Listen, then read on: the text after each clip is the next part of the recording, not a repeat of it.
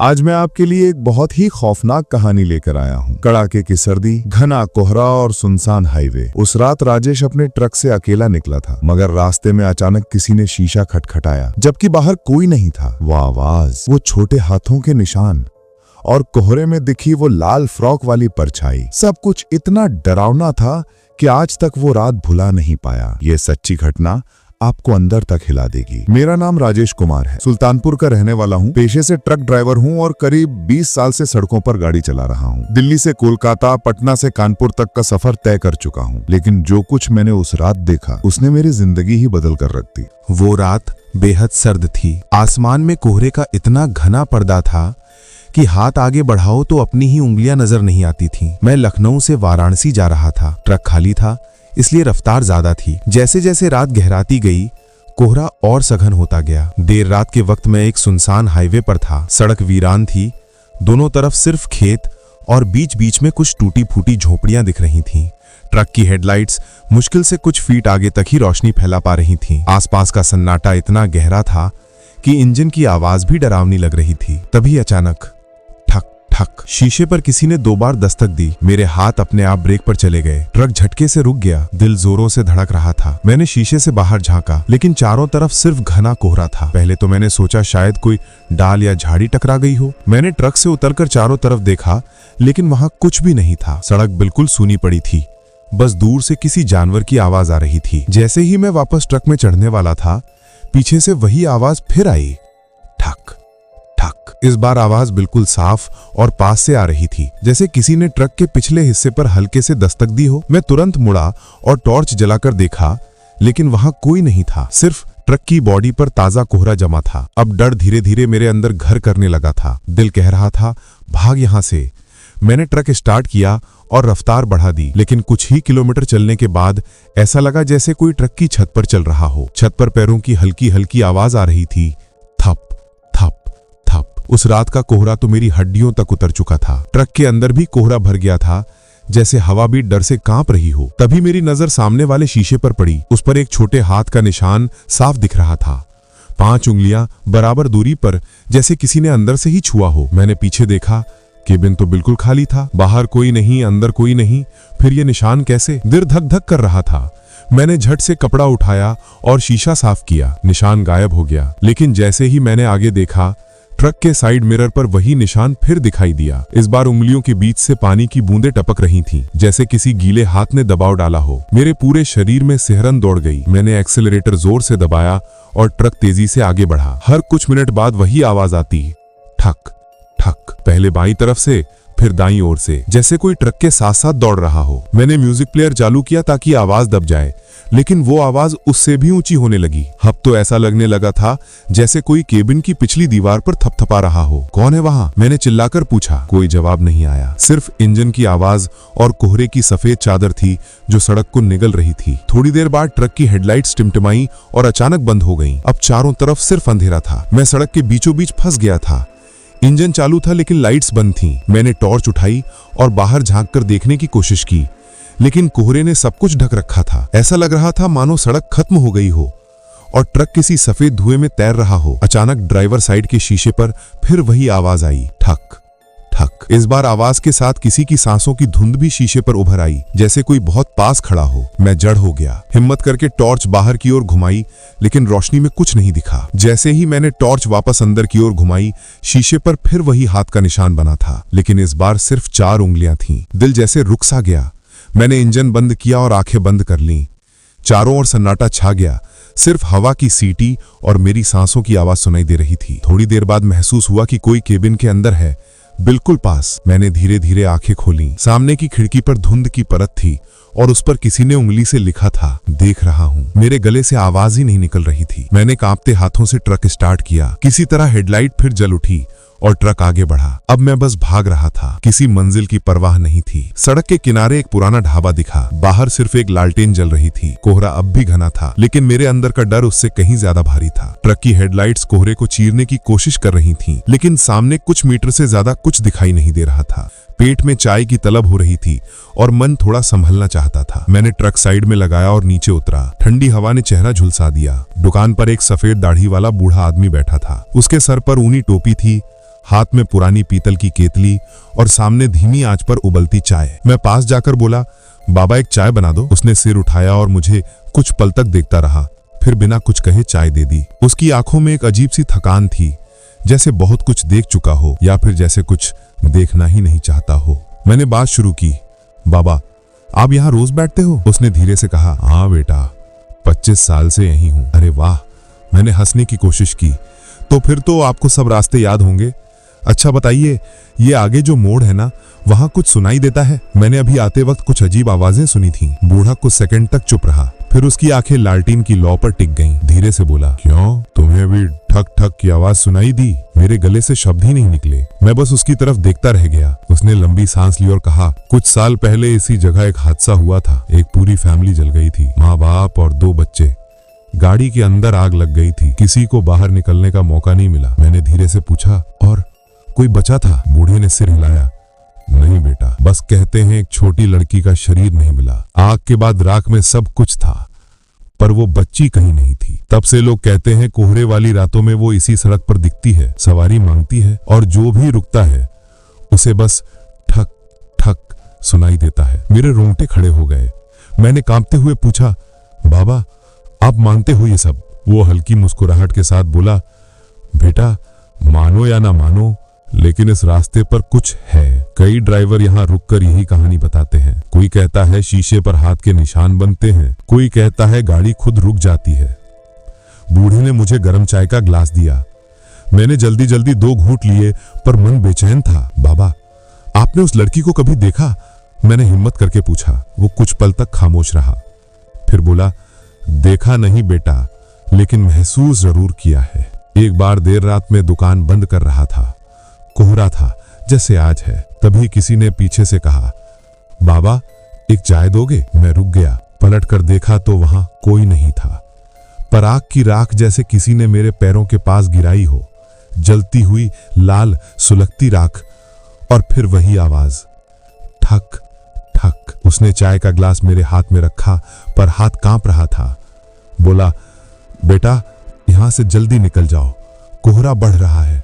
रात का तीसरा पहर सबसे भारी होता है। जो इस समय फंस गया वो कई बार सुबह ही नहीं देख पाता। मैंने जल्दबाजी में पैसे दिए और ट्रक की ओर लौटने लगा। रास्ते में एक ठंडी हवा का झोंका आया, इतना ठंडा कि हड्डियां चटकने लगी। ट्रक के पास पहुंचा तो दिल की धड़कन फिर तेज हो गई। कोहरा इतना घना हो गया था कि सड़क मानो निगल ली गई हो। ट्रक की हेडलाइट्स मुश्किल से 10 कदम आगे तक ही दिखा पा रही थीं। मैं स्टीयरिंग कसकर पकड़े बैठा था, दोनों आंखें चौकन्नी, क्योंकि 1 सेकंड की चूक मुझे और मेरे ट्रक को खाई में गिरा सकती थी। रात काफी गहरा चुकी थी, आसमान पूरी तरह धूसर था और हवा में ठंड की सुई जैसी चुभन थी। लगभग आधा घंटा ड्राइव करते हुए जब अचानक ट्रक के अंदर एक ठंडी लहर सी दौड़ गई। मैंने शीशा थोड़ा ऊपर किया, सोचा ठंडी हवा होगी, लेकिन शीशा पहले से बंद था। मेरा ध्यान सड़क पर ही था जब अचानक हेडलाइट्स के बीच एक छोटी सी आकृति दिखी। लाल फ्रॉक में एक लड़की, उम्र 8-9 साल से ज्यादा नहीं लग रही थी। वो सड़क के बीचों बीच सीधी खड़ी थी। मेरा पैर अपने आप ब्रेक पर चला गया। ट्रक चीखता हुआ रुका। मैं लगभग स्टीयरिंग से सिर टकराने वाला था। दिल इतनी तेज धड़क रहा था कि अपनी ही धड़कन कानों में सुनाई दे रही थी। मैंने आंखें मसलकर फिर देखा, पर वहां लड़की नहीं थी। सड़क खाली थी, सिर्फ धुंध और हवा की अजीब सी सिसकती आवाज थी। मैंने हेडलाइट्स ऊंची की, हॉर्न बजाया, कुछ नहीं, बस धुंध के पीछे से लगा जैसे कोई परछाई हिली हो। डर को दबाते हुए मैंने गाड़ी फिर स्टार्ट की। मन में सोचा शायद मेरी आंखों का धोखा हो, नींद और थकान के चलते भ्रम हुआ होगा। ट्रक धीरे धीरे आगे बढ़ा। कोहरा और गाढ़ा होता जा रहा था। हवा में अब एक अजीब सी गंध आ रही थी, जैसे किसी ने गीली मिट्टी में तेल जलाया हो। रास्ते के दोनों ओर खेत थे, बीच बीच में पेड़ों की परछाइयां ऐसी लग रही थीं जैसे कोई खड़ा हो। मैंने रेडियो ऑन किया ताकि ध्यान बटे, लेकिन आवाज में सिर्फ खड़खड़ाहट थी। चैनल बदलते ही एक औरत की हल्की सी हंसी सुनाई दी, जैसे किसी बच्ची के साथ कोई खेल रहा हो। मैंने घबराकर रेडियो बंद कर दिया। तभी अचानक रियर व्यू मिरर में कुछ हलचल दिखी। दिल ढक से रह गया। पीछे ट्रक के बीच वाले हिस्से में जहां माल रखा था, मुझे वही लाल फ्रॉक झलकती दिखी। वो झुक रही थी, जैसे कुछ ढूंढ रही हो। मैंने तुरंत ब्रेक मारा, इंजन बंद किया और खिड़की से बाहर झांका। बाहर सिर्फ सन्नाटा था। मैंने ट्रक का दरवाजा खोला और नीचे उतरने ही वाला था कि अचानक पीछे से किसी ने धीमे से कहा, भैया। अब मैं ठिठक गया। मेरे पैरों में जैसे जान ही नहीं थी। मैंने डरते डरते पीछे देखा मगर वहां कोई नहीं था। मैं तेजी से ट्रक में वापस चढ़ा, दरवाजा बंद किया और खुद को स्टीयरिंग पर झुका लिया। माथे पर पसीना था जबकि बाहर सर्दी अपनी चरम सीमा पर थी।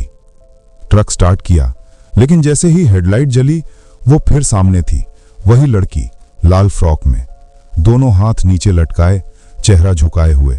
मैंने इस बार हॉर्न नहीं बजाया, बस उसे ध्यान से देखने लगा। वो धीरे धीरे सिर उठाने लगी। उसका चेहरा आधा कोहरे में ढका हुआ था, पर जब पूरी तरह नजर आया मेरी सांस थम गई। उसकी आंखें थी ही नहीं, बस खाली काले गड्ढे। मैंने जोर से गियर बदला और ट्रक आगे बढ़ाया। वो गायब हो गई, लेकिन कुछ सेकंड बाद रियर व्यू मिरर में दिखी। अब वो मुस्कुरा रही थी। मुझे लगा शायद भ्रम है। मैंने ध्यान सड़क पर किया, पर तभी हेडलाइट अपने आप झपक कर बंद हो गई। ट्रक अब अंधेरे में था। मैंने स्विच दबाया पर लाइट चालू नहीं हुई। सिर्फ इंजन की आवाज और मेरे दिल की धड़कन सुनाई दे रही थी। मैंने मोबाइल की टॉर्च ऑन की और डैशबोर्ड के पास झुका ही था कि शीशे पर ठक ठक की आवाज आई। दो हल्की सी चोटें, जैसे किसी ने उंगली से थपथपाया हो। मेरे शरीर का हर रोम कांप गया। मैंने धीरे धीरे सिर उठाया। शीशे के उस पार वही लड़की खड़ी थी। वो मुस्कुरा रही थी, पर उसकी मुस्कुराहट में कुछ अजीब था, जैसे किसी ने जबरदस्ती होंठ फैला कर रख दिए हों। उसके गाल पर कुछ टपक रहा था, शायद खून। मैंने बेतहाशा गाड़ी स्टार्ट की और बिना पीछे देखे ट्रक दौड़ा दिया। कोहरा पड़ता जा रहा था, लेकिन अब ट्रक के अंदर अजीब ठंड थी, इतनी कि मेरी सांसें भाप बनकर उड़ रही थी। रात का कोहरा अब धीरे धीरे छंट रहा था, लेकिन मेरे दिमाग में जो धुंध छा गई थी वो अब तक नहीं उतरी थी। आंखें लाल थीं, हाथ स्टीयरिंग पर जकड़े हुए और दिल अब भी उस रात के मंजर में अटका था। ट्रक बिना किसी आवाज के धीरे धीरे वाराणसी की तरफ बढ़ रहा था। कभी सड़क पर अंधेरा गहरा हो जाता, कभी कहीं से कोई कुत्ता भौंक उठता और फिर सब कुछ सन्नाटे में डूब जाता। सूरज उगने लगा था, लेकिन मेरे लिए वो उजाला भी डर से खाली नहीं था। हर बार जब पीछे देखने की कोशिश करता तो रियर व्यू मिरर में कुछ धुंधला सा दिखता, जैसे कोई बच्ची हौले हौले सिर झुकाए बैठी हो। मैंने खुद को समझाया था कि अब सब खत्म हो गया है, लेकिन अंदर से आवाज आती, नहीं, अभी कुछ बाकी है। करीब सुबह 5 बजे मैं वाराणसी ट्रांसपोर्ट नगर के पास पहुंचा। शहर का माहौल अलग था। गंगा किनारे से आती ठंडी हवा, मंदिरों की घंटियां, पर मुझे इन सब में अब कोई सुकून नहीं मिल रहा था। मैंने ट्रक साइड में लगाया और इंजन बंद किया। ट्रक बंद होते ही लगा जैसे भीतर का सन्नाटा और गहरा गया हो। मैंने सीट से टेक लगाई, आंखें बंद की, पर दिमाग में वही लाल फ्रॉक वाली लड़की घूम रही थी। उसकी मुस्कुराहट, उसका बिना आंखों वाला चेहरा और वो शीशे पर ठक ठक की आवाज, सब कुछ जैसे अब भी हो रहा हो। सामने चाय की एक छोटी दुकान खुल रही थी। मैं वहां गया। चाय वाले ने मेरी शक्ल देखकर खुद पूछा, क्या हुआ भैया, तबीयत ठीक नहीं लगती? मैंने बस सिर हिला दिया। बोला, थोड़ी नींद नहीं हुई, रात भर चला हूं। चाय पीते वक्त भी हाथ कांप रहे थे। जब कप नीचे रखा तो देखा उंगलियां ठंडी हो गई थीं। मन हुआ कि ट्रक धुलवा दूं ताकि रात की सारी गंदगी मिट जाए, शायद इससे ये डर भी उतर जाए। वो बूढ़ा आदमी था, चेहरा सख्त पर आंखों में अपनापन। उसने ट्रक देखा और बोला, काफी कीचड़ है भैया, रात में रास्ता गीला रहा होगा। मैंने हाँ में सिर हिलाया और पास की बेंच पर बैठ गया। कुछ देर बाद उसने ट्रक पर पानी का प्रेशर मारा, धूल और कीचड़ उड़ने लगे। मैंने राहत की सांस ली, लगा अब सब ठीक हो जाएगा।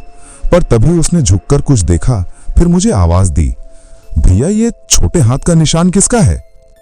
मेरे दिल की धड़कन अचानक थम गई। मैं भागता हुआ उसके पास गया। वो शीशे की तरफ इशारा कर रहा था और वहां वही था, छोटे छोटे हाथों के निशान, जैसे किसी बच्ची ने गीले शीशे पर हथेली रख दी हो। मैंने आंखें फाड़ कर देखा। निशान बहुत साफ थे, इतने कि उनकी हर उंगली, हर लकीर तक नजर आ रही थी। मेरे पैरों तले जमीन जैसे खिसक गई। मैंने झट से कपड़ा उठाया और जोर जोर से रगड़ा। 1 बार, 2 बार, 10 बार, पर निशान ज्यों के त्यों बने रहे। पसीना माथे से टपकने लगा, जबकि मौसम ठंडा था। धोबी वाला बोला, भैया ये तो मिटता नहीं रहा, लगता है किसी ने कुछ लिखा है। मैंने ध्यान से देखा। हाथ के निशान जैसे कुछ बनाने की कोशिश कर रहे थे। 4 उंगलियों के बीच जगह जगह कुछ अजीब निशान थे, मानो किसी ने मुंह जैसा कुछ उकेरा हो। मेरा दिमाग सन्न हो गया। मुझे याद आया, पिछली रात जब वो लड़की बोली थी, मेरी गुड़िया देखी क्या, तो उसकी आवाज में यही कंपन था। क्या वो वही थी? क्या ये उसी के हाथ का निशान था? मैं पीछे हट गया। मेरी सांसें तेज हो गईं। धोबी वाला बार बार कपड़ा डुबोकर पहुंचता रहा, पर निशान जैसे कांच में धंस गए थे। तभी सामने से एक और ड्राइवर आया। नाम था शंकर। वो मुझे जानता था। उसने हंसकर कहा, क्यों रे राजेश, लगता है रात किसी भूत से मिलाया क्या? मैंने कोई जवाब नहीं दिया, बस शीशे के तरफ इशारा किया। वो पास आया, देखा, फिर थोड़ा ठहर कर बोला, अरे ये तो उसी का निशान है शायद। यहाँ कई लोगों ने बताया है, रात के वक्त लाल कपड़े वाली लड़की दिखती है, उसी की आत्मा होगी। मैंने घबरा कर कहा, क्या मतलब?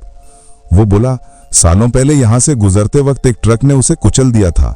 ड्राइवर भाग गया। तब से जो भी रास्ते में उसके पास से गुजरता है, उसके शीशे पर यही निशान छोड़ जाती है। मैं अंदर तक कांप गया। लगा जैसे सारा खून शरीर से खींच लिया गया हो। मैंने अपने हाथों को देखा, उंगलियां ठंडी थी, जैसे किसी ने पकड़ ली हो। शंकर बोला, तू घबरा मत, जब तक तू उसे याद नहीं करेगा वो कुछ नहीं करेगी। पर मुझे पता था अब वो मेरे साथ ही है। मैंने एक बार फिर शीशे पर हाथ फेरा, लेकिन इस बार महसूस हुआ कि जैसे किसी ने अंदर से भी उसी जगह हाथ रखा हो। अंदर और बाहर दोनों तरफ से एक ही निशान। मैं पीछे हट गया, बेंच पर बैठ गया। धड़कन इतनी तेज कि लगा दिल बाहर आ जाएगा। धोबी वाला और शंकर धीरे धीरे दूर चले गए, पर मेरी नजर अब भी उस निशान पर थी। सूरज पूरी तरह निकल चुका था। सड़क पर हलचल शुरू हो गई थी, पर मेरे लिए समय जैसे रुक गया था। ट्रक के शीशे में सिर्फ वो निशान चमक रहे थे, धूप में भी। मैंने पानी से चेहरा धोया, खुद को संभालने की कोशिश की, पर हर बार जब शीशे में अपना चेहरा देखा, उसके पीछे वो लाल फ्रॉक झलकती दिखती। लगा जैसे कोई अब भी ट्रक के अंदर बैठा है। कोहरे की जगह अब धूप थी, पर मेरे मन का अंधेरा पहले से भी गहरा था। मैंने ट्रक बंद किया, चाबी निकाली और वहीं जमीन पर बैठ गया। न भूख लगी, न प्यास, बस उस शीशे को घूरता रहा। हर कुछ मिनट में हवा का हल्का झोंका आता और लगता किसी ने कान के पास फुसफुसाया, भैया, मेरी गुड़िया। मैंने सिर झुका लिया। दिल चाहता था कि सब खत्म हो जाए। लोग धीरे धीरे अपने ट्रक लेकर चले गए। अब मैं अकेला था, बस मेरा ट्रक, वो शीशा और वो निशान।